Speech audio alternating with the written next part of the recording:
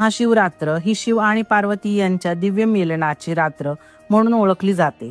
याच दिवशी माता पार्वतीची कठोर तपस्या फळाला आली आणि शिव आणि पार्वती यांचा विवाह झाला।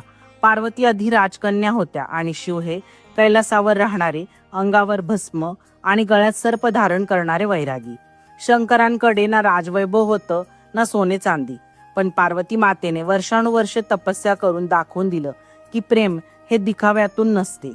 म्हणजे माणूस कसा दिसतो, त्याच्याकडे किती पैसा आहे हे बघून प्रेम केले जात नाही, तर त्या माणसाचे खरं प्रेम, त्याचं प्रेमाविषयी समर्पण, त्या व्यक्तीविषयी असणारा आदर हेच असतं खरं प्रेम।